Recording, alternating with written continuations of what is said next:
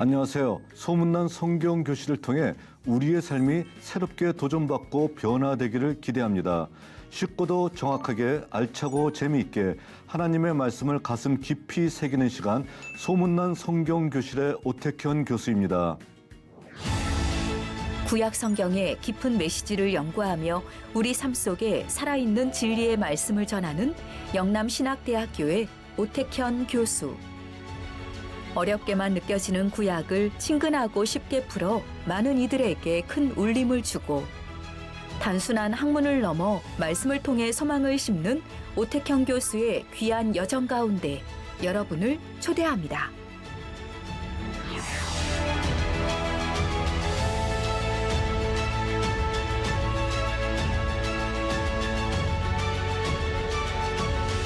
이번에 여러분들과 함께 나눌 말씀은 대예언서입니다. 대예언서는 여러분들이 잘 알고 계신 이사야, 예레미야, 에스겔입니다. 선지자의 이름은 친근하지만 선지자의 장수는 정말로 너무 깁니다.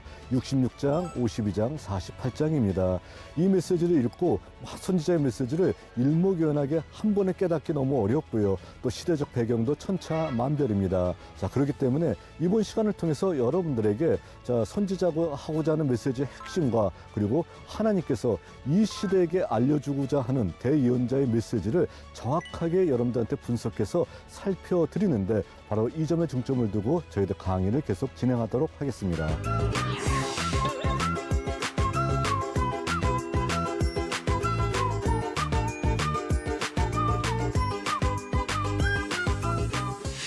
소문난 성경교실에서 이번 시간에는 대예언서를 이야기하다라는 부분으로서 저희들이 함께 말씀을 나누고자 합니다. 대예언서라는 부분들 굉장히 쉽지 않은 어떤 그 부분들이고요. 또 길이도 굉장히 긴 것 같아요. 그렇기 때문에 사람들로 하여금 접근하기가 쉽지 않은 말씀이다라는 생각을 갖게 하는 부분인 것 같습니다.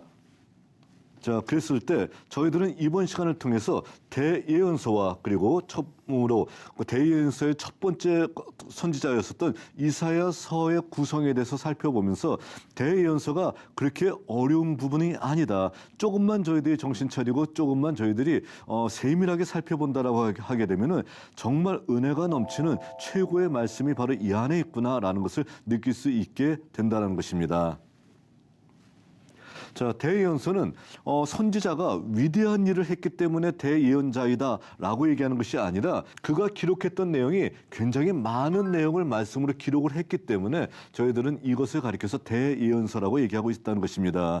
거꾸로 얘기하자면은 소예언서는 선지자들의 역할이 그렇게 크지 않고 적은 역할을 감당했기 때문에 소예언서가 아니라 그들은 하나님의 말씀을 기록을 했는데 그 기록한 말씀의 길이가 상대적으로 짧기 때문에 소예언서라고 부르고 있는 것이고요. 대예언서는 상대적으로 긴 메시지를 기록했기 때문에 대예언서다라고 얘기하는 것입니다. 그러니까 대예언자라고 해서 그의 역할이 훨씬 커다랗고 소예언자라고 해서 그의 역할이 훨씬 적은 역할을 감당했다라고 볼 수 없다라는 것입니다. 그러면은 대예언서에는 어떤 말씀이 있냐면요. 이사야서가 있습니다. 이사야서는 66장으로 구성되어 있습니다. 66장으로 구성되어 있으니까 시편 빼놓고는 가장 긴 말씀이 바로 이사야서 같아요. 그런데 길이로 따지자 보게 되면은 시편보다 길면 훨씬 더 길어 보이기도 합니다. 그러니까 이사야서 66장의 메시지, 이것이 대예언서 중에 첫 번째 말씀이고요. 그리고 두 번째는 예레미야서도 52장이나 되는 긴 말씀으로 구성이 되어 있습니다. 그러니까 말씀이 길다 보게 되면은 시대도 복잡해질 수밖에 없는 것이고요. 또 말씀의 핵심도 굉장히 여러 가지 주제들이 아우러져서 나올 수밖에 없다라는 거예요. 그러니까 예레미야서를 이해하기도 그렇게 쉽지는 않습니다. 그러니까 바로 이 예레미야서 52장이라는 예레미야서도 대예언서에 소속되어 있고요. 그리고 에스겔서 48장입니다.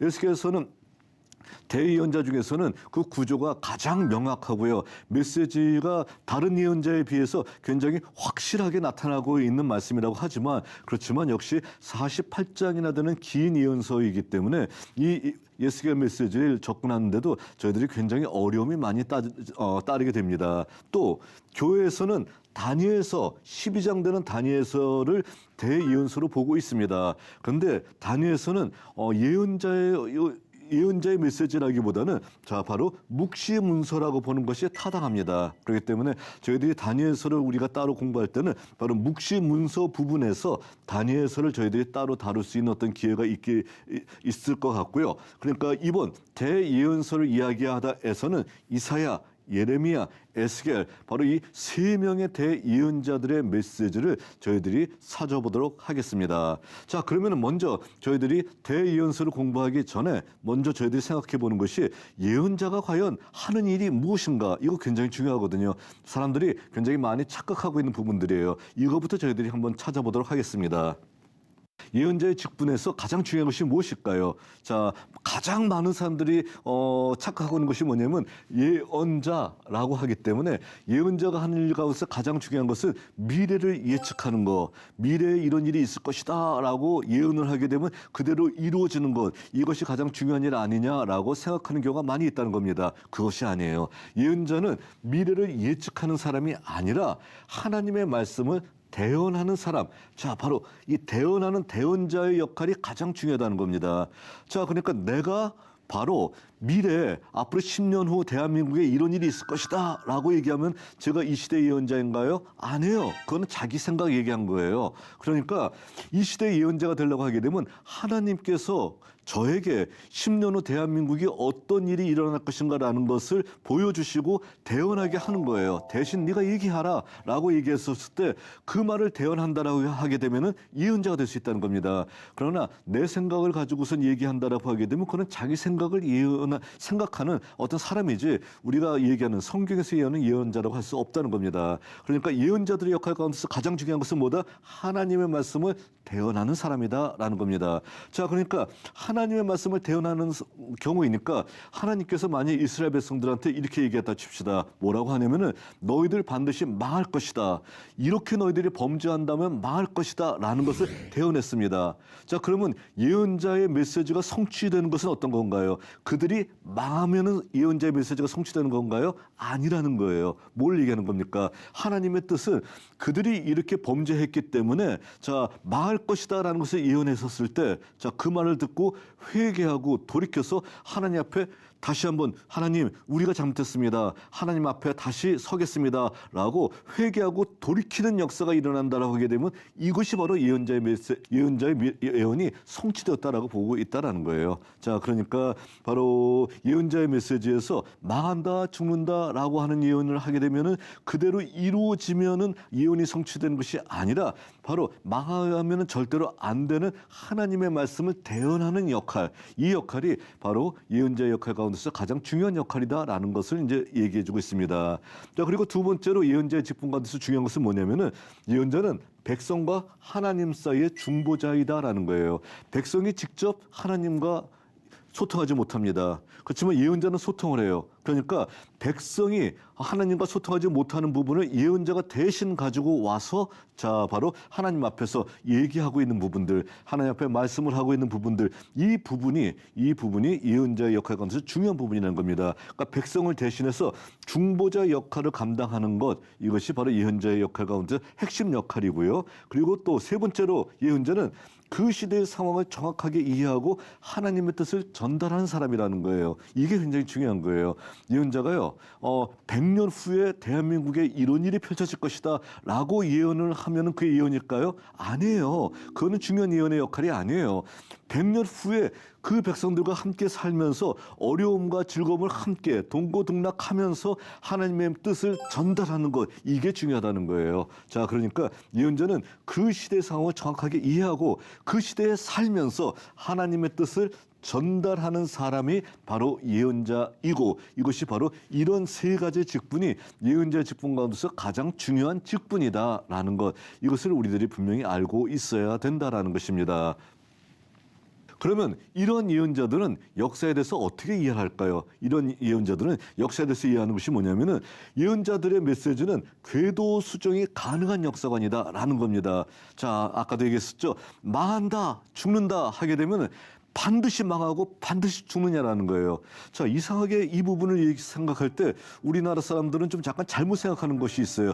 남아 이로는 중천금이다. 한 번 칼을 뽑았으면 호박이라도 베어야 된다라고 생각하면서 하나님께서 무슨 말씀이라도 하셨다라고 하게 되면 그 말씀대로 반드시 이루어져야 된다라고 생각하는 사람들이 많이 있어요. 하나님의 뜻을 굉장히 오해한 경우예요. 하나님은 어떤 걸 얘기하는 겁니까? 망한다, 죽는다라고 하게 되면은 하나님이 생각하는 것은 거기가 진짜 망하고 죽는 걸 바라는 것이 아니라 자, 회개하고 돌이키기 바라는 거예요. 자, 요나의 경우를 우리가 보면 알잖아요. 요나서에서 니느웨가 멸망한다라고 외치라고 하나님이 명령했던 이유는 뭐예요?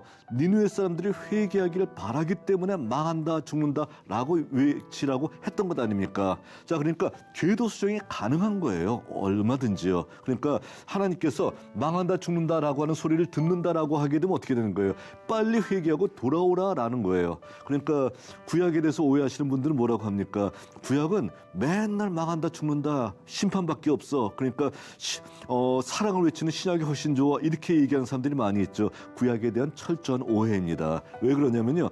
망한다, 죽는다는 소리가 강하면 강할수록 하나님이 원하는 건 뭐예요? 돌아와라, 회개하라, 내가 너를 품어줄게 라고 외치고 있는 거예요. 그 메시지의 핵심을 우리가 제대로 안다라게 되면은 바로 심판의 예언을 통해서 하나님의 크신 사랑을 깨닫고 저희들이 감격의 눈물을 흘릴 수 있다라는 것입니다. 자, 그러니까 예언자의 메시지의 핵심 중에 핵심은 궤도 수정이 가능하다라는 겁니다. 그리고 두 번째는요, 하나님의 뜻이 역사의 지평 안에서 이루어진다라는 겁니다.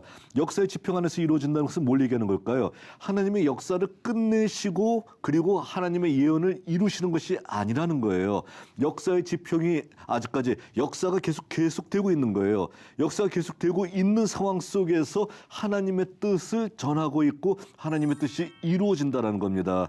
자, 그러니까 역사가 끝나고 최후의 심판이 일어난다라는 것은 묵시의 정황이지 예언의 정황이 아니라는 겁니다. 그러니까 역사의 지평 안에서 이루어지는 것이 예언자의 메시지의 커다란 특징이고요. 또 하나님께서 역사의 지평 안에서 이루어지게 할 때도 역사적인 도구를 통해서 성취한다는 겁니다. 자, 그러니까 뭘 얘기하는 걸까요? 역사적인 도구를 통해서 하니까 갑자기 역사적인 도구에서 역사적으로 나타나고 있는 고레스를 통해서 심판한다. 아시리아를 통해서 심판한다. 이건 가능하다는 겁니다. 그런데 갑자기 세상이 끝나고 뭐 무적행에서 마귀가 나오고 뭐 이런 식으로 나타나고 하늘에 미가엘 천사가 등장하고 이렇다라고 하게 되면 이거는 예언의 정황이 아니라 어떤 정황이에요? 묵시적인 정황인 거예요. 그러니까 역사적인 도구를 통해서 하나님의 말씀을 성취하고 있는 것, 이것이 바로 예언자의 역사 이해라는 겁니다. 그러니까 이와 같은 세 가지 역사 이해가 등장하고 있는 것, 이것이 바로 뭐예요? 대예언서 안에서도 강하게 등장하고 있다라는 것을 보여주고 있습니다. 자, 그렇다라고 하게 되면은 자, 대예언서 가운데서 우리는 이사야서에 대해서 살펴보도록 하겠습니다. 자, 이사야서는 66장이에요. 굉장히 길어요.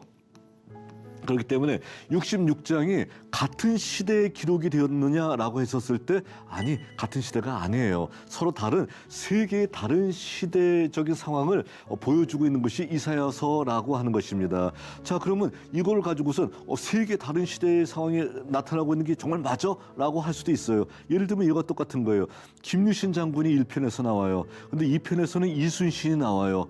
그리고 3편에서는 안중근 의사가 나오고 있습니다. 그럼 우리는 어떻게 느껴요? 서로 다른 세 개의 시대가 배경이 되고 있구나라는 걸 우리가 느낄 수 있잖아요. 자, 김유신이라고 하게 되면 삼국시대의 배경, 그리고 이순신 하게 되면 조선시대의 배경, 안중근 의사가 등장하게 된다고 하게 되면 일제강점기 바로 직전의 배경, 이런 것들을 우리들이 느낄 수 있잖아요. 우린 역사를 알고 있기 때문에. 그런데 이사야서에 보게 되면요, 갑자기 서로 다른 역사적 배경이 등장하고 있다는 거예요. 그러니까 굉장히 차이가 나는 역사적인 어떤 서로 다른 배경이 나타나고 있구나라는 것을 우리가 볼 수 있다는 겁니다. 자, 그래서 이사야 1에서 39장은 주전 8세기의 정황이 나타나고 있습니다. 주전 8세기는 기원전을 따지면 700년대잖아요. 자, 700년대이기 때문에 이때 역사적 배경 속에서 북쪽 이스라엘이 멸망하고 남쪽 유대도 아시리아로부터 굉장히 위협을 다 받고 있는 이 당시의 상황이 이때 나타나고 있다는 것입니다. 그리고 이사야서 40장에서 55장을 보게 되면은 고레스가 등장하고 있고요. 그리고 이스라엘이 바벨론 포로로 잡혀가 있는 거예요. 자, 포로 말기 540년의 상황을 반영하고 있습니다.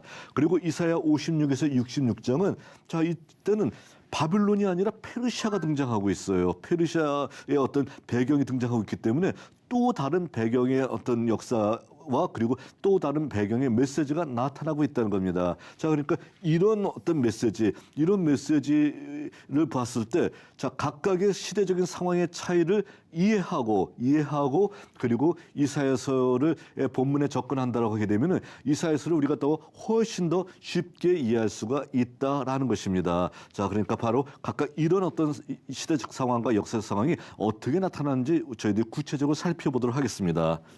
먼저 이사야 1장에서 39장에는 자, 주전 8세기 남유다가 배경으로 되어 있어요.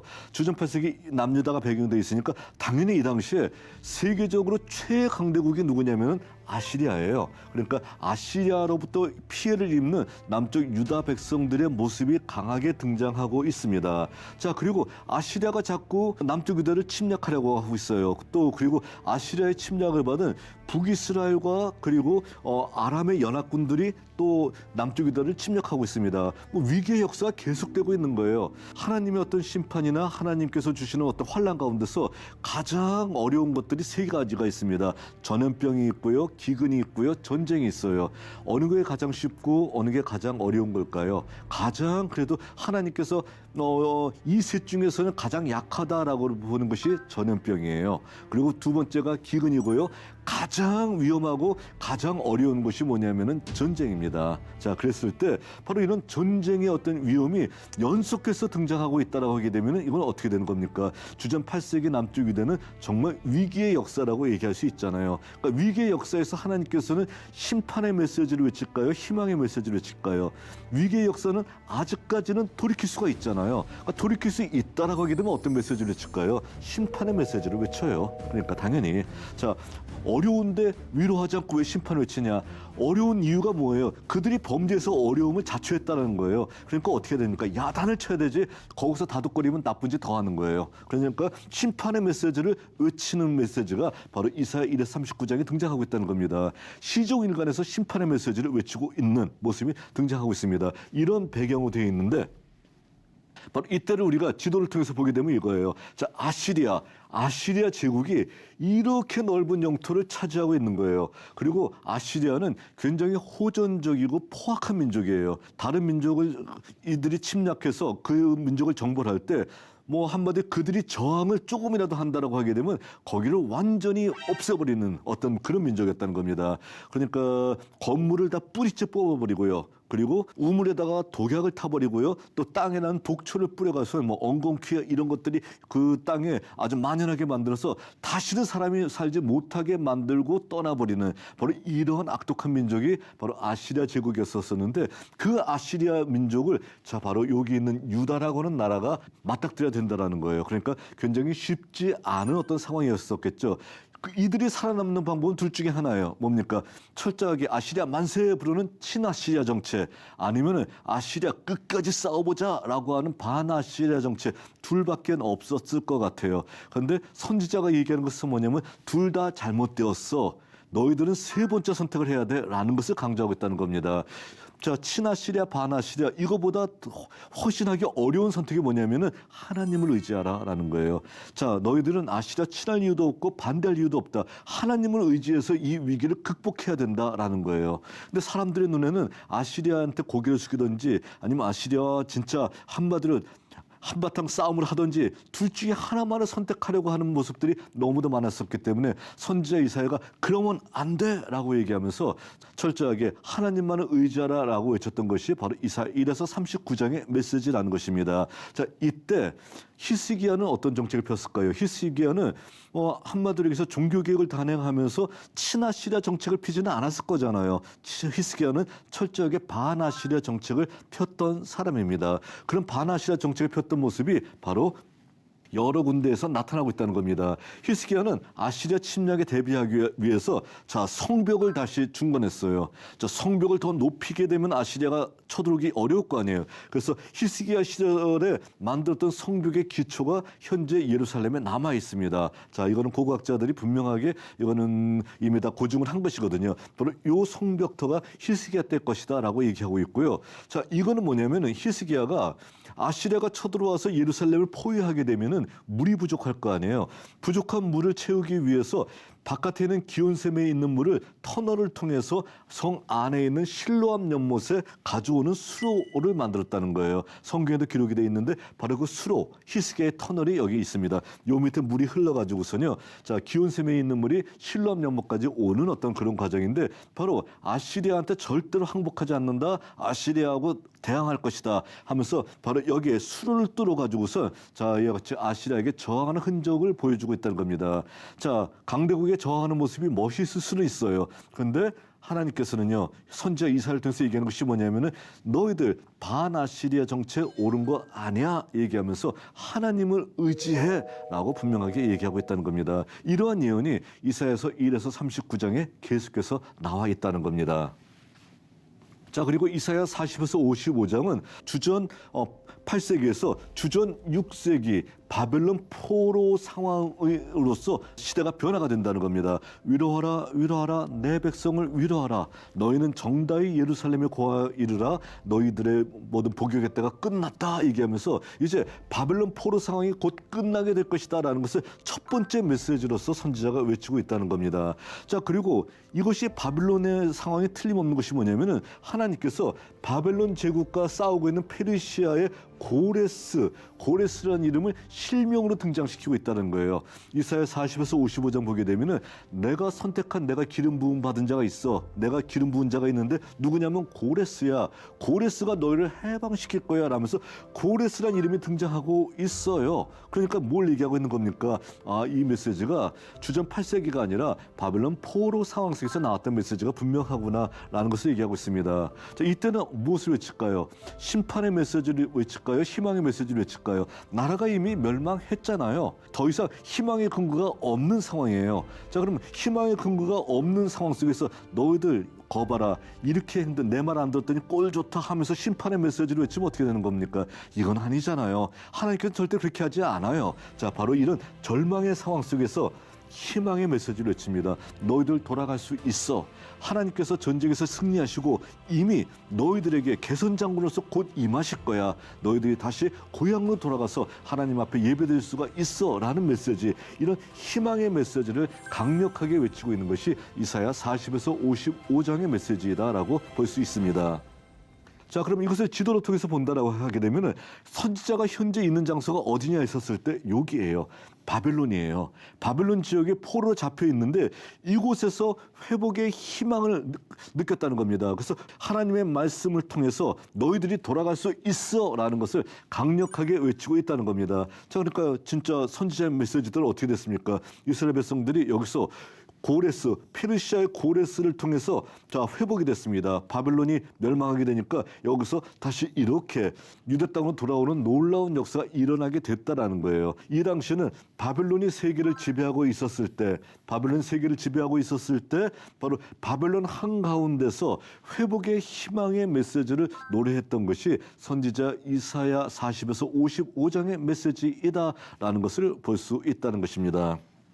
이 당시 이들이 잡혀갔던 바벨론 제국의 가장 대표적인 어떤 하나의 성문이라고 할 수 있죠. 이시타르의 문이라고 하는 느부갓네살만 왔다 갔다 할 수 있는 바로 이 문이 발굴이 되어서 지금 독일의 페르가몬 박물관에 지금 전시가 되고 있습니다. 자, 바로 바벨론 제국의 이런 멋지고 정말 어마어마한 위용에 이스라엘 백성들이 주눅이 들리고 우리는 끝장났어라고 모든 것을 자포자기하고 있는 사람들한테 너희들 절대로 끝난 것이 아니야. 여호와께서 너희를 회복시키고 너희를 반드시 유다 땅으로 다시 돌아오게 할 거야 라는 그런 귀한 메시지를 외쳤던 것이 이사야 40에서 55장 메시지라는 것입니다. 자, 그러니까 이사야 40에서 55장은 지친 우리들에게 새로운 희망을 주는 메시지예요.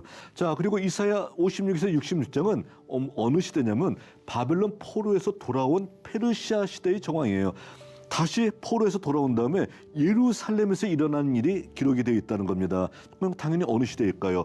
페르시아 시대의 상황이었었고요. 이들은 뭐냐면은 성전 제2를 회복하기 원했었고 무너진 성전을 다시 짓기 원했었지만 그렇지 않은 아주 나쁜 사람들 때문에 굉장히 짓밟힘 당하고 있는 사람, 다시 얘기해서 성전 제2에서 밀려난 신신한 공동체들의 절규가 나타나고 있는 것이 이사야 56에서 66장이라고 나타나고 있다는 겁니다. 그러니까 바빌론이 아니라 다시 돌아온 예루살렘의 정황이 나타나고 있다는 거예요. 그러니까 전혀 다른 시대의 상황이 나타나고 있기 때문에 이사야 56에서 66장을 우리가 살펴본다라고 하게 되면은 반드시 페르시아 시대의 정황 속에서 읽어봐야지만 이 메시지를 이해할 수 있다라는 것입니다. 이 당시는 페르시아 이렇게 넓은 영토를 차지하고 있고요. 페르시아는 뭐 오리엔트를 최초로 통일한 나라라고 하잖아요. 캄비세스 왕 때는 이집트까지 정복했었을 정도로 아주 힘이 넘치는 나라였었습니다. 이런 힘이 넘치는 나라 속에서 여기 속국으로서 유다가 있는 거예요. 그러니까 유다가 이 가운데서 페르시아의 도움을 통해서 돌아왔고 그리고 성전을 다시 지으려고 했는데 아직 짓지 못한 상황 속에서 안타까운 절규가 나타나고 있는 것이 바로 이사야 56에서 66장 부분이다. 라고 볼 수 있다는 겁니다.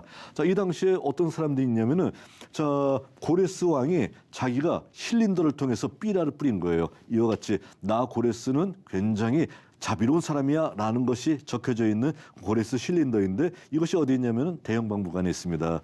또 오늘날 이란 지역에는 고레스의 무덤이 아직까지 이와 같이 남아 있습니다. 우리가 알고 있는 위대한 고레스라기보다의 무덤으로는 약간 초라해 보기도 합니다만은 이게 이 사람의 모습이에요. 소탈하고 그리고 소통을 했던 모습이에요. 그래서 이런 어떤 모습들이 아직까지 남아 있기 때문에 뭐 이란을 방문한 사람이 있으면은 바로 여기 고레스의 무덤도 한번 가보게 되면 굉장히 좋은 어떤 일정이 아닐까 생각을 합니다. 결론입니다. 이사야는 서로 다른 세 시대의 상황을 반영하고 있습니다. 그러니까 각 시대의 상황을 이해하고 메시지를 살펴본다면 당대에 선포한 하나님의 말씀을 바로 이해할 수가 있을 것입니다. 그리고 말씀을 선포한 장소를 고려한다라고 하게 되면 예를 들어서 예루살렘, 바벨론, 다시 예루살렘 이와 같이 장소를 고려한다면 하나님의 말씀을 이해하는 데 커다란 도움이 될 것입니다. 바로 이런 취지에서 저희들이 이사야 1장에서 39장 그리고 40에서 55장 그리고 56에서 66장 부분을 따로따로 저희들이 살펴보면서 하나님의 말씀에 접근하도록 하겠습니다. 오늘은 여기까지 하도록 하겠습니다. 여러분 유익한 시간이 되셨나요? 오늘 수업은 유튜브를 통해 다시 보실 수 있습니다. 언제나 말씀의 다스림을 받는 여러분이 되시기를 바랍니다. 다음 시간에는 제2강으로 이사야 1장에서 39장의 역사적 배경에 대해서 살펴보도록 하겠습니다. 오늘도 승리하는 하루가 되시기 바랍니다. 다음 시간에 뵙겠습니다. 감사합니다.